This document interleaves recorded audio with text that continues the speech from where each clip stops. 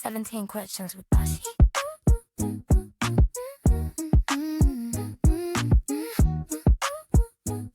17 questions with Bachi.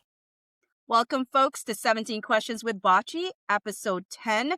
We are with special guest, Mandy Magnan. How are you this evening? I'm great. How are you? Thanks for having me. Yeah, absolutely. Thank you for being willing to do this show. Yeah, I, I'm I psyched. and I'm excited just because, I feel like a little sense of closure with the decision that the judge made, but obviously it's not over because it never ends with Blake. But here we are. Yeah, I think it'll be an interesting. I don't know how she's going to try to explain retaliation versus self-defense when there's a lot of evidence of her smearing first and then they just had to defend themselves. So we'll see what's going on in that machine of hers upstairs. I Are don't you know what's happening. you're like this? I don't know what the wheels are turning. I don't know what's going on up there. With that said, there's a few questions I usually ask every guest that comes on. First one Awesome. is, what lens or perspective do you bring to this case that shapes how you talk about it? Oh, okay. I think because I've produced and written my own films, my directorial debut for a film, it's a 15-minute running horror film, debuted last year. And now we're trying to get it out and distribute it on certain platforms. So I just know the kind of work it takes to go from an idea to a script to then to set and everything that it takes to make a film. So knowing what Blake and Ryan's actions were in post-production, literally broke my heart for any independent filmmaker. Mm. And Wayfair is like an independent studio. I just couldn't believe it. So I think I come with that, as well as I have filed my own harassment and toxic workplace lawsuit against a massive corporation who I can't say who or what it was, but NDAs and all that. So, and yeah, just knowing what an indie artist goes through to make a movie and what we see here and in Blake's claims, and knowing how set works and how many people are involved and the village that it takes. And you're never alone on set. So right away, so many red flags started coming up for me. And yeah, just everything that had to do with the case, I was like, nah, this is not how movie making is supposed to go. And it's always nice when somebody that does have that background because I certainly don't know what it takes. I have ideas, but I do love the that reality of saying there are so many people involved. It's not because the way she wrote or her lawyers wrote that lawsuit, it just felt like the only person making decisions was Justin Baldoni, and that's just not how it goes. No, that's not how it goes. And there's a hierarchy for a reason because when you get so many creatives on board, especially actors who are when you're prepping a role by yourself and you think, oh, it should be like this, I'm going to do this in the moment, and then I'm going to go, you prep it alone. And then when you get on set, you have to adjust to what the director, the producer, the studio, and what the other actors are giving you. You have to have room for improv. That's just the way it kind of is. And there's a hierarchy for a reason because if you just allowed everyone to make decisions on how they wanted to shoot a scene or a movie, everyone, of course, has all of their own opinions. So that's why the director is the final say when it comes to what gets shot on set, when to move on, when to call action or cut, and then, of course, the edit of the film. That is always the director's cut. I love that. So when people tell you your content resonates, what do you think they are connecting with most? Man, I love the in-frame fam. I love the in-frame fam, and I love the community that we've all built in the last year on everyone's channels. What truly I find is so special, what Blake has done, and I don't think he meant to do this, was bring so many people actually together, so many survivors and victims together to, speak out about the injustice that is happening towards Wayfair. And I think what or from what I hear from people, they just like that I'm honest. I speak with my heart. I'm a huge empath, so I talk really with a sense of being of service of people, and I feel things really to my core, and I kind of tell it how it is, and I add a little bit of sass sometimes depending on the day and what's happening. I think people just resonate with authenticity and good people and caring. And I think not just on my channel, but I feel like all of the content creators have that special, they care. Like we're real human beings. We're not just doing this to smear Blake, or we're not just doing this because it's a hot topic, or what she said something about it's a media circus or whatever, She's that the we actually ringmaster. do care, right? Yeah, so I think people resonate with that, and I'm kind of like an underdog in the industry. I'm building my own, continually writing, creating, Mm. and I think people like that, I think, and yeah, sometimes I'm sassy and sometimes I cry and sometimes I feel things around the world and I just kind of bear my heart out and yeah, I don't know. So you come as your full self in a lot of ways. Yeah. People Yeah, see I all try the to elements of you. Yeah. mhm. So what made you decide to start creating content about the Blake Lively versus Wayfarer case? You know, in August, when the premiere was happening, I made a video the day that Blake announced, "Oh, and my husband Ryan Reynolds wrote this." I was like, "What?" So I had made a video then of like, what is his hands doing on that man's script? Because I know I would hate if I gave my script to an actor to act in, and then they came back, first of all, with a ton of rewrites. But then second, finding out that a third party, someone who's not even in it, wrote it. So I had done this whole video and it was kind of getting some exposure and then I deleted it because I Mm, was like, I was so scared. Like, what if this gets back to Ryan being in Canada? He's Canadian. What if a casting director sees it? Oh my God, I can't turn on Ryan, right? And then in December, I had just landed from a holiday vacation and the New York Times article came out. mm, And I read it and I was like, nah, something here isn't right. Like when it came to her accusations of the set, when it came to Jamie Walk just bursting into the trailer, like there's protocols where you're supposed to knock, wait, knock. Like there's a ton of protocols on set. Something just didn't fit. And then when I was reading about the smear campaign, and I was like, damn, because those text messages in the New York Times are damning, right? mhm, I was like, well, that's crazy because I made a video in August and I know for sure I mm, wasn't paid. I just thought the way Blake was acting was crazy. And I saw a lot of content creators and survivors and victims going to the movie thinking that this was a huge rom-com mm, and coming out and making a TikTok like, yo, I wore my flowers, I'm with my girlfriends, and this movie is a serious movie about ending the cycle of DV. I thought it was a huge love blockbuster romance movie. mm. So I was just like, well, were all of those people paid? Like I was just so confused and I was like, no, something's not right because I had a bad taste in my mouth. I made a video. I wasn't in the right place at the time I am now, where now I don't care what they think of me, where then I was still in like, pick me, please, cast me in your movie. And then I read Wayfair's complaint with the timeline of relevant Mm, events, and you see the cherry picked text messages and the full story. And I was like, oh, I got to ride hard for Justin because I have been following Justin since Jane the Virgin, his podcast, his books, the message that he was trying to shape for men and change men. And I think it's such an important message. And so I've been listening to him for so long that I was like, no way, he did. You're telling me that him and Jamie were willing to destroy their whole lives because they wanted to look at Blake's breasts? But yeah, so it just like wasn't making sense.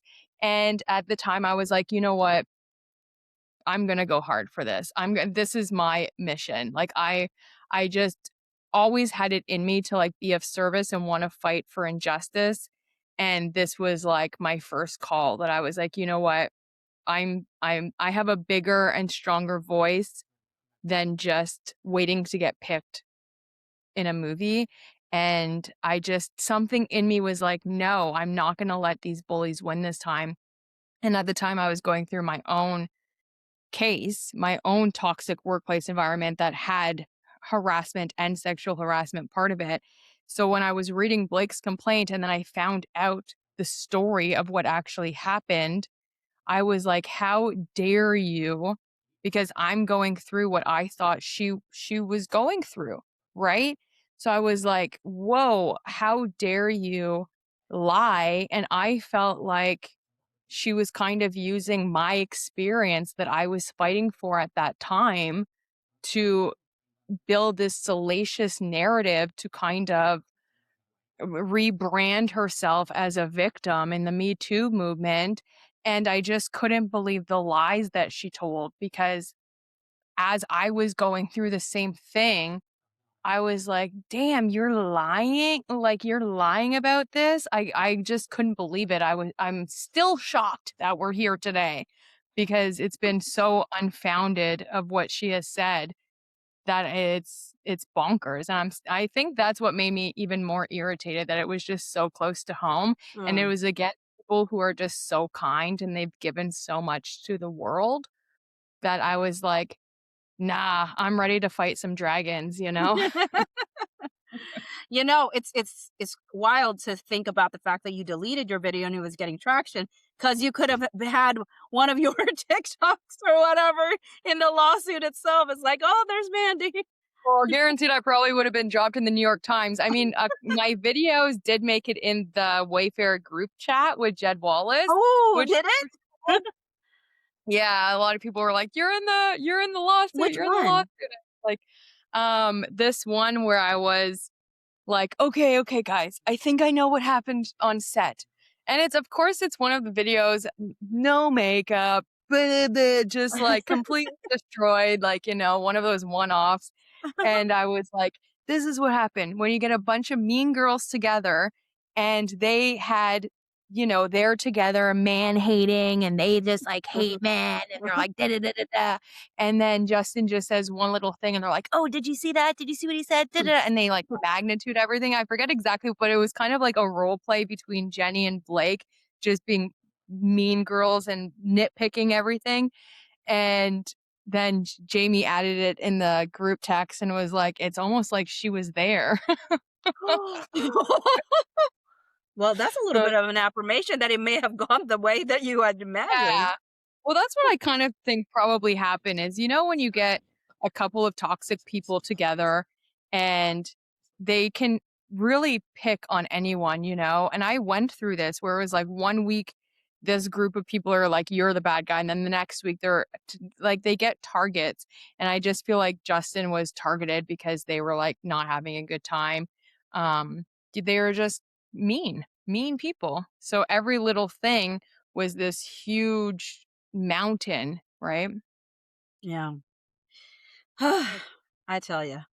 Well, let's get to the first question. It's from Echo, and Echo is a Bocce bestie. Ask, how did you Yay! start out as an actress, writer, producer, and director? Crazy. Um, when I was growing up, I always wanted to be an actor or an entertainer. I wanted to be a triple threat, really, like acting, dancing, and singing. Uh, didn't have money for dancing, and can't sing to save my life. So I was like, let me just do acting. But in my small town growing up, there wasn't really anything for arts. It's a very cold mining and forestry town. And it's very hard and manly and super old school mentality, uh, you know, with men and women and the household and that kind of stuff. So, not really an opportunity for art or to be an actor or trained to be an actor at the time. And then I had graduated high school and I was working at a call center for like a year. And I was just like, what am I doing? I'm working Monday to Friday. I'm partying on the weekends. my life, I felt like, at 20, oh, my life is flying by. I'm not doing anything. And I just was like, fuck it. I'm going to apply to college. Applied, got in, didn't get into the first one, got into another one, and I had like 6 weeks to move and just moved to Toronto and started training for an actor. And it was really good. And then I just was tired about 6 or 7 years ago. I was just really tired of just waiting for the phone to ring, waiting for a chance to get an audition. And you get an audition and then you don't book it and then you have to wait. And I was just kind of tired of that. And I was like, I have stories, I have creativity. Let me make some stuff. So I made a few short films and then I made a couple of films for the 48-hour film festivals. And then I was like, okay, let me direct my next short film. It ended up being 15 minutes, which is a kind of longer running film. And now I am just absolutely obsessed. And not to say I don't care about being cast anymore, being picked. If there's any casting directors watching, I do. But I really am going on the path of building it myself and wanting now my success from film to come from my own creativity and like my own work versus waiting, because the game has changed so much since 2020. Like, we don't go to auditions anymore. We have to do everything in self-tape. They're seeing like 10 times more people. It's the chances of even squandered even lower than what they were before. So it's the game is changing a lot and there's less. It's just a really interesting thing. There's, like, less things being made, but there's more, like, platforms, and the entire thing is kind of evolving to where I'm like, "You know what? I'm just gonna create my own stuff and pitch my own projects, and that's the way I'm going to do it versus continually waiting for other people to give me permission to do what I love." The next question is from Caroline Klein's one, who said, I would love to see some of your work. Is any of your work on streaming services? Yes, it is. There's a film called Invited. You can go and watch it now on Tubi, so it's free. It's a horror film. It's called Invited. That's out. There's some other short films kind of floating around online. And then my film Desire right now, we're trying to get out. We don't know if we're just going to put it out on like a paid kind of YouTube thing or if we're going to try to get like a short film distribution. But yeah, there's definitely work out there online. Awesome. CKALA217 said, are you planning to create more films? Would you like to be part of a Wayfair project? Yeah. Part one to that question. Yes. So the Desire, the short film that I wrote and directed, produced, and starred in, we already turned that into a feature film. So right now we're in re-editing and we're pitching it right now. So that's really good. It's a psychological erotic thriller. And we're pitching that. So we're constantly going through rewrites. I have a co-producer on it. And on top of that, I'm writing a series called The Matriarch, which happens like 40 years in the future after women take over the world, after men destroy it from World War III. Mm, Writing that. And that feels then, a little too close to home right now. yeah, like when I say it, I'm like, ooh, could it be? Um, I'm very excited about that one because it's like sci-fi, it's futuristic. It kind of reminds me of like Handmaid's Tale, but turned, and also kind of like Snowpiercer or The 100 or any of those. I love those both. I love Mhm. both Snowpiercer So and the 100. a mix of that. So I've written the first episode, so I'm just re-shopping it around. And I actually have a feature film I'm working on as well called The Bingo Caller.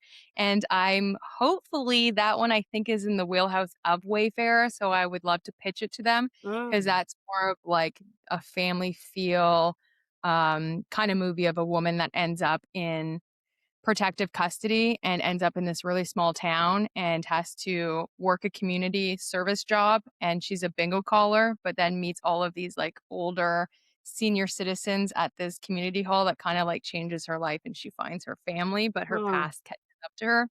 And I think that's, like, in their wheelhouse. And yeah, of course, I would love to work with Wayfair. Their set sounds amazing.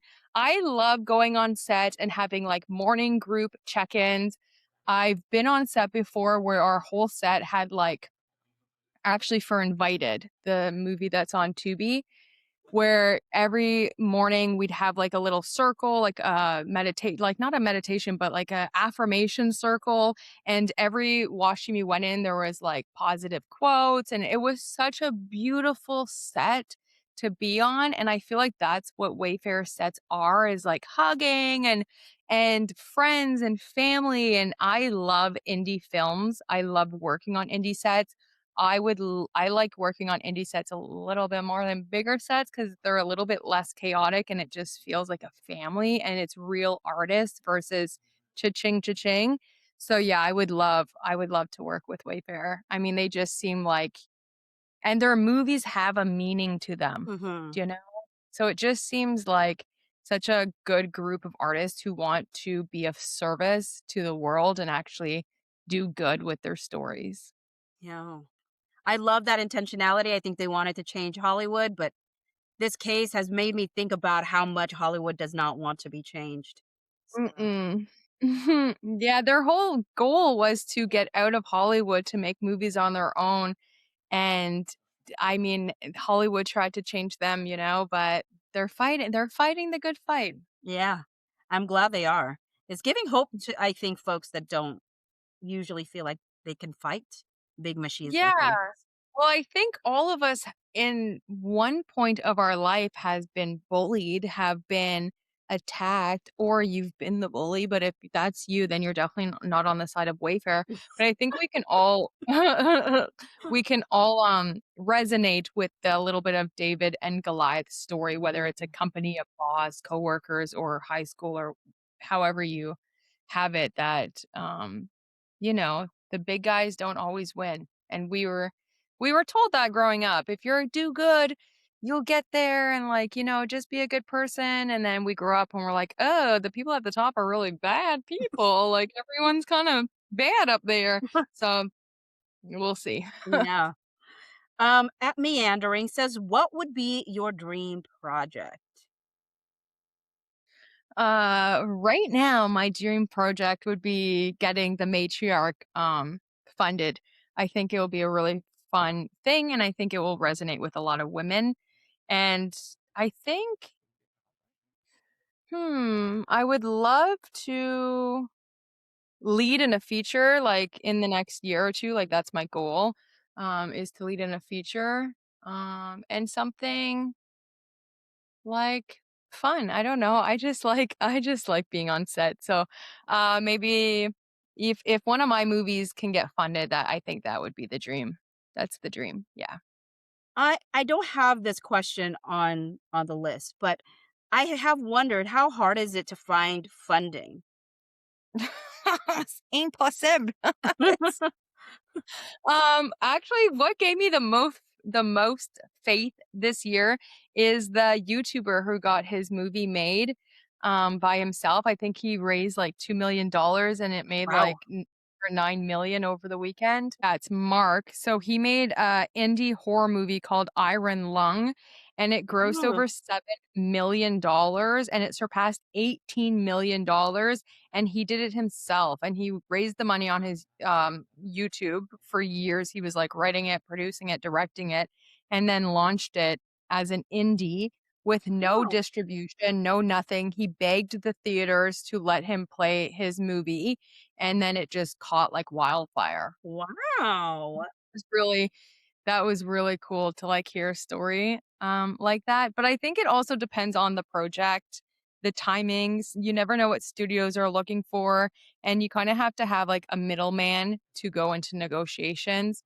and you have to have a really good I mean, you have to really believe in your project, have a good script, a storyboard, I mean, everything with it, so it's there, I just think studios now, they don't like taking risks, and that's why Mm, there's a lot of remakes or a lot of cookie cutter, the same action movie or the same rom-com being made over and over because they know it's gonna sell, so the risks of them funding movies has diminished, but I think the audience is craving originality. Yeah.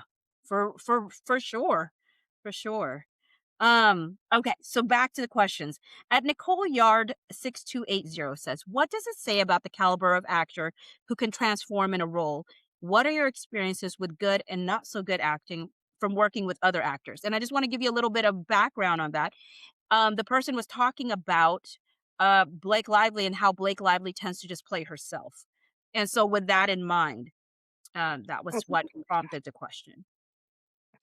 Yeah, I think oh gosh, that's a great question, Nicole. I think every actor brings themselves to the role. I mean, that's you can't help it. You train to be able to access different emotions within yourself that trigger. So, for example, if my character is dealing with loss, I know where loss lives in me and I could find it like that. So you do bring some of you to the role, but you want to know the character so well that they live inside of you and you kind of like blend together. Um with that being said, there are actresses like Blake who openly admit, so this isn't like me insulting Blake, like she openly admits she's not an actor that can step into another person's or into a character that she has said this in interviews that she just kind of plays herself and lets the wardrobe do the talking. That's not cool. Like that's not good. That's no bueno. The character is a real life person with lived experiences that you may not have. So you do narrow it down to what your action is in the scene and or what the emotion is so that you can but just because it's like an actor is playing, you know, getting divorced. I've never been divorced, but I know what you keep just narrowing it down to what emotion that is. So that's like loss, that's like a loss of a lover. Maybe there's a fight that ensued or infidelity. So like what do I know about being cheated on? What do I know about the loss, any loss and things? So you do bring some of you to the role, but you really want to not recognize yourself Mm, when you watch it back because it has nothing to do with you. It has to do with telling story. Now, I've been on set because they asked what's an experience I've had. mhm, I think the worst experience to have on set is being with an unprepared actor mm, who doesn't know their lines or, not taking it too seriously. Um, but yeah, everyone approaches it kind of different, I think. But, when you look at the work of Viola Davis or Meryl Streep or even Nicole Kidman, um, there's a huge difference in that body of work versus what Blake Lively brings to the screen. There's just and it depends on what you're playing too, because if you're doing like a movie of the week or Hallmark, they want that emotion there, but they don't want you fully there, dived in. So it really depends too on the genre that you're playing, because if you're doing like a Hallmark, you're going to play that emotion very differently than if that same character is like in an HBO drama. So you also have to have that in mind too of what the network is, what the genre is, and also who the filmmakers are, because they maybe want more or less depth. And you have to be able to provide that and do it differently depending on what the director asks. Sometimes they'll be like, whoa, bring it down. You're like, okay, you'll adjust, or hey, we need more. You're like, okay, I'll give you more. Yeah. But preparation is the best, best, best key. You want to be so prepared that when you're there, you don't even have to think about your lines or what you're doing right. because you're so dropped in. It's like you learn your lines to forget them, is like a No. saying. Oh, I love that kinda.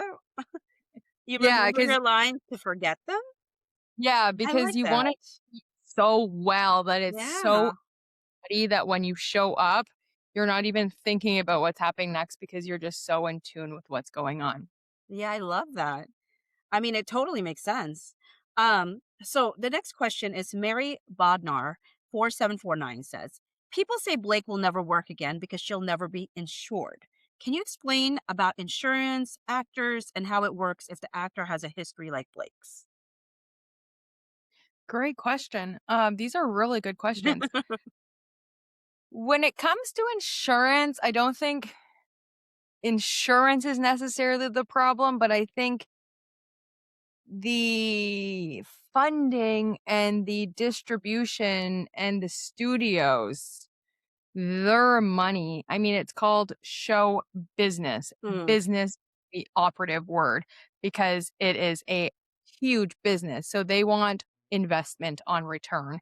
And I think not it's not that they won't be able to get insurance on the sets because every set you do need to have a lot of insurance. Even on short films, you have to get insurance.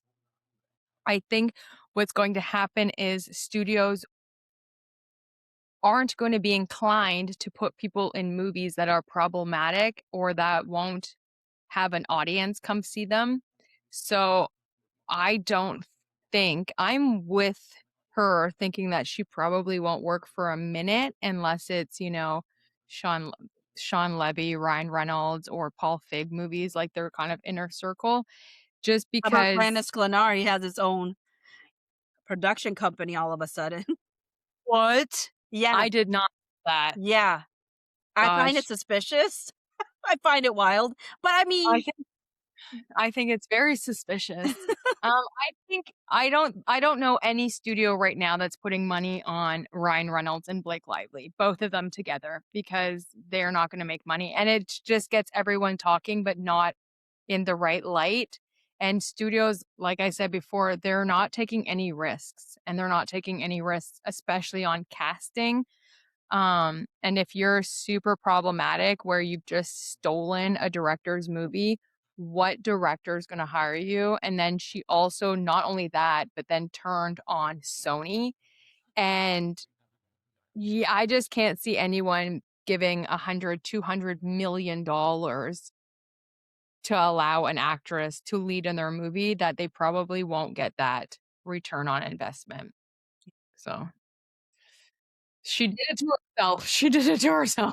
she did. The next question is from Mari HK. It says, since the US legal system is literally foreign to you, is it worse or better than you originally thought? And then, completely different question, which it ends with us movie outfit was the absolute worst, in your opinion? Oh gosh. Okay, thank you, Mari. First, the I've learned so much about law since this case. Actually, it really helped me when I was going through my own case. The I think it was um NAG, I think, did a whole series on what constitutes harassment in the workplace and toxic work environment and sexual harassment and how you have to win those claims. Man, I learned so much from my own case. It was wild. Mm. Um, I think is it worse or better? I think it's different than what I had thought. I didn't know there was so many differences between civil cases, federal cases, jurisdictions, subpoenas, like how all of this stuff kind of works. So I just learned a lot. I didn't really have a judgment on it before of what I thought. I always thought the law in the States was a lot stricter when it came to verdicts and stuff, when it came to sexual misconduct, because Canada's is not good. Um, so I always thought that it was a lot stricter. And I think I still probably think that, yeah. When it came to Lively's outfit, um, my gosh. I don't know. The word I think honestly, okay, the red bottoms killed me. When I saw those red bottoms, I was like, that's not Lily Bloom. Like if you know this, when you follow even in the movie the story of Lily Bloom, who the heck can afford she can't afford red bottoms. She's trying to open her own business. Like what's going on here? And I think the worst outfit for me was when she walked into the party with those sparkly thigh-high boots that didn't go with the dress, That whole I did not like those boots. I thought that was just crazy. It totally brings you out from the movie. It looks staged. You shouldn't notice wardrobe when you're watching a movie Hmm. unless intentional. This wasn't supposed to be intentional. And I watched the movie now like 3 times. And every time her wardrobe completely brings me out of the movie, and you don't want that unless it's supposed to be a fashion movie like Devil Wears Prada or something, you know? But those sparkly boots, I did not like any of that, and it follows her with the boots and the whole thing, and then he's taking them off on the bed, and I was like, these boots got to go. These and the pants on pants on pants. Okay, I was wondering. I was like, "Oh, the pants on pants on pants didn't make it, Yeah, no, no, no, that was just, like, the most obvious one. I mean, the huh?" I don't even was it boxers and then pants and then jeans on top of the I don't I don't even even know what know. it was a mess. The whole thing was a mess, and then when we found out that she did wardrobe, I was like, "Oh, that makes sense." And That what's so sad is how many people who didn't know she did the wardrobe in the beginning, and people were commenting on it, and people were like, "Why don't they let Blake? She knows how to fashion herself," or like, or somebody must hate Blake to make her look this horrible. And it's like, Blake hates herself, I guess, because she's the one like putting on these clothes. But when it comes to wardrobe, you go into wardrobe fitting and you go into this, my gosh, the wardrobe people like bravo, but you go into this warehouse and it's just like rows of wardrobe and you have like massive rows set up for you and you're trying things on, da da da, taking pictures, sending it to directors, taking pictures, sending it's a whole thing. I mean, that's why there's awards for wardrobe and costume. So for her to even not even go to the warehouse, but have them bring selections to her, and then she doesn't like the selections, and then she went out and spent like $500,000 on her wardrobe is like, there's people for a reason on set. Like an actor taking over everyone else's job is a problem. hmm. There's people in positions for a reason. You know? And yeah, the pants on pants was crazy. The That was a crazy look. And that jacket that she kept wearing in every Carhartt scene, one. the overalls, oh girl, I can go on. The whole thing was a mess. I will tell you the outfit. I don't know if it made it into the movie because it's the one where she kissed him without consent.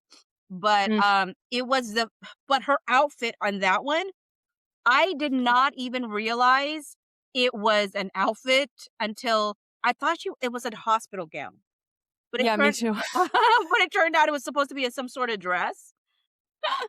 And I didn't even notice her shoes. Cause again, that was the one that convinced me she definitely took over this movie because there's no way anybody would, like, put somebody in that Mm, kinda outfit at all. and it screams also to her own text messages to Justin saying how insecure she was about her body. And no fault to her, honestly. I mean, she probably was going through postpartum. She just had her 4th kid.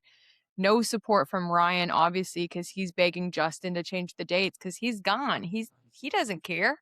He's out of here. Do you know? It's not like he was like, "Oh, let me postpone my movie 2 months to help you with the 4 kids," you know? So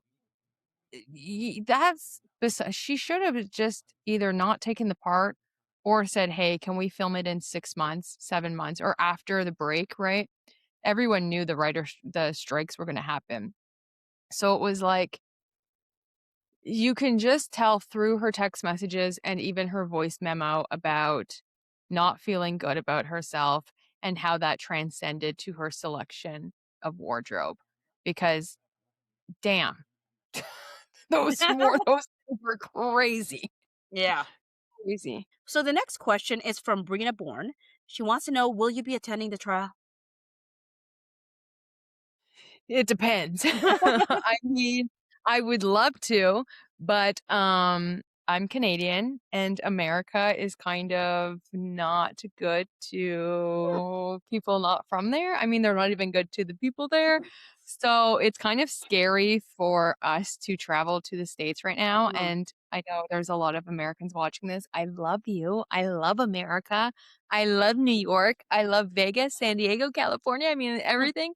Um, so I'm kind of on the fence because, there's been hundreds of Canadians detained, and I don't want to Mm. wake up in no El Salvador prison. You know what I'm saying? Like, I Mm. don't know about all that. So I'm weighing it right now to see. I just it's kind of I'm on the fence because every day the temperature seems to keep rising, and it's still like 5 weeks away. So we'll see when we get closer how the world is going, if that makes sense. But I want to go. It just we'll see. Yeah, obviously I Yeah. want to be there. My gosh. I But think it's just I yeah. don't know if it's really safe. I don't know. I don't it's so long away, and every day it seems like the world is just in a different place every day. Um but we'll see. Yeah, hopefully I am. Yeah. I mean, it's all feels up in the air sometimes too in regards to just the trial itself, you know? I mean, I think there's obviously no settlement, so it will probably proceed, but it's like how long is this trial going to be? I don't Mhm. know. Yeah, the fact that it's even going to trial now is just like so crazy. But I think it's probably at this point maybe Wayfair that doesn't want to settle. They did want to be fully vindicated of all charges, and that would probably have to come with some sort of public apology and have their attorney fees paid because they want to be fully vindicated. Like, there are so many text messages from Justin being like, "This isn't us, right? Is this us?" And Mhm. them reassuring him, like, "Nope, we're not doing this." So even on the smear campaign front, I think they just want everyone to know, like, this is not who we are. We're gonna fight for this. Um, the fact that this is going to trial, I mean, 10 out of 13 claims, Mhm. and she's still full steam ahead is bonkers. It's so fun. I will say I want to be at the trial, especially knowing that Justin Baldoni, Jamie Heath, and Melissa Nathan are planning to be there. Mhm. Um, I do want to be at least, at the very least, the day that Justin and Jamie. Yeah. I don't necessarily need to be there when but I would love to be there when Justin and Jamie take the stand. Yeah, I was kinda hoping Steve Saritz would be there because his deposition was boss. I mean, he was like, "No, this is what it's gonna do," you know? But yeah, if anything, maybe I'll try to go for a few days, you know? But again, it depends what the world is looking like. It depends what America is looking like, and I mean that with all love. I was planning on going since the beginning, and now I just kinda have to weigh out, safety, you know, I mean, that's real. sadly, but Yeah. Um, Jungle wants to know, will you be doing reenactments of Blake at trial? You know what's so funny is I think, like, 2 months ago, I wrote out this, like, 20 episode skit that I wanted to do of being on set and, like, a diva kinda takes over, and, man, maybe I should make those. I think they're kinda funny. Uh, What but if yeah, they made a I whole movie about a parody? yeah, it's a parody of, like, making a film, and it's a Christmas movie, but, it doesn't turn out to be a Christmas movie like all this stuff, and yeah, for sure, I want to start reincorporating acting clips into my social media and acting a lot more on camera, and yeah, if somebody wants it, I could definitely reenact Miss Life. I don't know how that girl's gonna take the stand. I don't know what is. She's saying, "I can't wait to tell my full story." You're the plaintiff. You've had December of I a feel year and like a she's half acting ago. like the New York Times wasn't like the first shot from her. Like that New wasn't your York, full story then? your original complaint, your amended complaint, your second amended complaint, all your oppositions to their complaints. What are you waiting for? Your Yeah. deposition. Like, if anything, the deposition is the time to Yeah. tell your story, you know? So it's gonna be wild because she just tells on herself, you know? I That's gonna don't be the know best part. I don't know what lawyer wants to put her on the stand is against Justin? I mean, the thing is, I do think that I mean, I know people disagree with me, but Justin said it even, right? That there was a charm to her when he first met her. And so it's whether or not that charm can come out and whether Mhm. people trust that charm. But of course, if they're part of the jury, they're supposed to be open-minded. And so, um, Yeah, but I mean, look at Johnny Depp. I mean, he won that jury over with his testimony in a second, you know? He was like himself, he was laughing, he didn't take it too serious. So, there's also like, white girl tears that I'm sure Blake will pull out. And yeah, I mean, she is kind of this bigger than life character, right? And that might resonate too if they could snip her answers kind of short. And, it depends how much prep she does. If she does massive amount of prep to take the stand, I don't know. I don't know. But like, I don't even know what they're fighting at this point. Just the retaliation. It's crazy. I think it's the most important piece to her, honestly. I feel Yeah. like it just the sexual harassment allegations was the least of her concerns. It just was a means to an end for her, I felt like. Which is crazy because if you talk to any woman or man who have been harassed, that is the main thing is to get accountability for being violated. And to her to say her core issue is retaliation in the case, I'm like, so that means that that sexual harassment was fake. That was BS because that is anybody's core issue when you get violated. I would burn the earth to the ground to make sure that my, like person um is held accountable. And for her to just brush it under the table like, "Oh, the sexual harassment didn't matter," is kind of like, girl. And I don't know how she's gonna get on that stand and all they have to do is ask her about Van Zandt. How did you get the how did you get the messages in the first place? You I know? yeah, I hope that there is some sort of accountability that comes with Van Zandt for sure. Yeah, it's gonna come out in the Jones versus Abel, for That's what I'm sure. hoping. That's what I'm hoping. Mhm. The next question is from Mary Nash 2865. She asks, "How do you stay grounded with this case and what do you like to do when you walk away from the screen?" Great question. Well, I try not to when it comes to this case, I try not to take anything personal. Mm. So, I try not to tussle back and forth with Blakeskis on the internet or comments of, Blakeskis. I think all of us have been attacked, insulted, ridiculed in our comments for the last year for being anti feminist, anti women, anti this. So I try not to get into discourse online with people who are unwilling to even just have an open conversation versus attacks. Um, this case took a lot out of, I think, all of us. I mean, it was a full-time job for the whole year of last year and things that we discovered and uncovered. And there were days for sure where that's all I could think about was Blake, Ryan, the triangle, the effect, the spider web of people, the WME, the all of the things, right? Um, so I just try to not take everything so personal and branch out into different topics that also interest me. And what do I like to do in my spare time? I like to go for walks. I take a long walk, like a hike every day. I like going to the gym. I write a lot. I create a lot. And yeah, that's it. I don't know. Meditate, pray. I go to church Love it. stuff. All right. The next one is Heavens to Bits, y'all. Said, "How does she start the emotional support lip gloss and what does it mean?" That was the emotional support lip gloss is so funny. It kinda came out of nowhere. I always have my lip gloss with me and I'm always like applying it.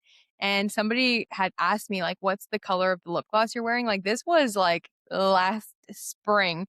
And so I was getting into like makeup routines and like letting people know kind of like stuff that I'm using or the lip gloss that I'm using. And then someone was like, "You're always holding your lip gloss." And I was like, "It's my emotional support lip gloss." And then it was actually the in frame fam who was like, "You should use that. Like, that should be your tagline, like your emotional support lip gloss." And I was like, "Yeah, okay. Yeah, that's cool." I mean, it is. Like, I always have a million lip gloss, like in every purse and uh, every space that I have, I could just open a drawer and pull out lip gloss. So then it just kind of like became its own thing. And I talk about lip gloss a lot or my favorite ones or whatever, because it's my emotional support. Like people have emotional support animals. I have my emotional support lip gloss. I love that. Well, Whitney the Garden wants to know, what is your favorite emotional support lip gloss? Whew. My favorite lip gloss is from Anastasia. However, it's now like $26 or something. Mm. So, no thank I'm also, like, not looking to spend over $20 on a lip gloss. I think it's ludicrous. I think, it's nuts.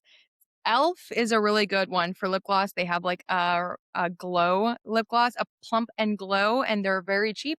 And lately, I've just been using these beauty impressions. I got these at the dollar store and there was like 8 in a pack and it Oh. comes in all different colors and they smell very nice. So this is what I've been using for the last week and I love it. And Mm. they're just it's like a no name, like beauty impressions. I got a pack for like $4, 8 of them for $4 at the dollar store and they're fantastic. So, I don't know, everything and anything. Please. So this question, Christian Corbett 8107 says he's just joking with this question. He's just joking. But I said, you know what? I'm gonna still ask you. But Mandy, are you single? Christian. No. Yeah, I am. I am. I've been single for like 6 years. Um I was this is gonna be a little maybe TMI, but I was one for a few years, but it was very loosey goosey. I actually called him my serviceman or my see you next Tuesday because I would just see him when I needed to be serviced. You know what I mean? Uh, but other than that, I find dating extremely difficult. I tried online dating. It's impossible to even get to the first date. I've been stood up multiple times. Um, you talk maybe for like a couple of days and then it just like fizzles out and they don't talk to you and you're like, "Oh my God, I'm wasting like what was the point of even talking to you?" I find it like really, really, really challenging and hard to date right now. I think something's like broken in the chain. I'm not sure if that has to do with the manosphere or the red pill content or I don't know. I don't know what's going on. But yes, I am extremely single, but I'm also a misandrist and I kind of yeah, I'll just leave it at that. So not that I hate men, and I say this on my channel a lot. Me fighting for Justin is crazy work, okay? 'Cause, like, I think just the system, but it's like the system of men versus the people, if that makes Mhm. sense. Um, but yeah, Christian, give me a call. But I'm not that I'm looking, but I'm definitely open. I would love to meet a friend where we could, be each other's person and just, have a good time. But I just find it very, very, very, very hard and impossible to date. So I've kind of given up on online dating because those didn't work well. And I'm hoping maybe with the summer, I could just have a hot girl summer and maybe meet someone out there. I don't know what's going on. I don't know. Currently celibate, not by choice. I don't know what's happening. I I hear you though. It is difficult to date. It really is. Yeah. But then I y- gotta admit though, I'm also not trying. Yeah. I did try though, like in last month, I think, or like earlier in this year, I was like, okay, I was on Bumble. That was brutal. Like, even just trying to like talk to someone, it's like the wires are broken. And then I switched to Hinge, tried that for a couple weeks. That was like, oh my God, it's almost like you match with someone. I'm like, "Hey, how are you? Hi." And they're just like immediately dropping these like sexual innuendos or like over sexualizing or just being like really cut off and like weird. And or you get off the app, everything's fine on the app, and they're like, "Oh, let's exchange numbers." And then you get off the app and you talk for a few days and they just like disappear or they just like send like pics or want Mm, pics. And I'm just like, I haven't even met you yet. What mm, we will get there. Don't mhm, worry. mhm, Don't worry. But what's going on? So after that, I was just like, yeah, I tried it. It's not good. It's not good out there on them streets. You know what I'm saying? I feel your pain. I feel it. Um, Yeah. with that said, Mandy, Christian, no, just Well, it's kind of like shoot your shot if you got one, but you got to know how to treat a person just with dignity and like, and right. And yeah, I just in my head too, it's like none of my goals or none of my dreams consist of a husband or a partner or children. So there's that too. It's not like I'm ever like lonely, like I have so many things that I'm working on, but also it would be nice just to have a person, but it's like the system right now is broken when it comes to dating, I feel like. yeah. Well, hopefully somebody's watching this right now, and we Okay, could tell them first. Just one of the first steps is just to even follow or support Mandy at different platforms. So, what platforms are you on, Mandy? yeah, obviously YouTube. So In Frame with Mandy is YouTube. TikTok, I think it's just all my handles are at Mandy Magnan. So my name. So I'm on and I'm different on every platform. So my long form content on YouTube is so different from my TikToks. And then on Twitter, if you really want to see how I feel about the world, because that's a sassy place to be about world issues. And then Instagram is more about fitness and motivation and like films and stuff. So I'm everywhere, but all different aspects of me on every platform. That's actually kind of fun. Yeah, I was always trying to like pick a niche. You can only be like, you can only talk about this and do this. And then I don't know. I'm like, nah, I'm gonna use this for this, whatever. It's I don't know if it's good or bad, but it is what it is. Well, if folks just check that out, maybe somebody will slide in the DMs, but be respectful. Be respectful Yeah. in the DMs. The next 17 questions with Bocce will be with short stories, but long. And so hopefully you can check that one out as well. If you enjoyed this interview with Mandy, feel free to like this video and subscribe to me if you have not subscribed to me yet, and or subscribe to every platform that Mandy has. And if you happen to be, again, a respectful gentleman, feel free to slide into those DMs. All right, folks, have a great one. Bye.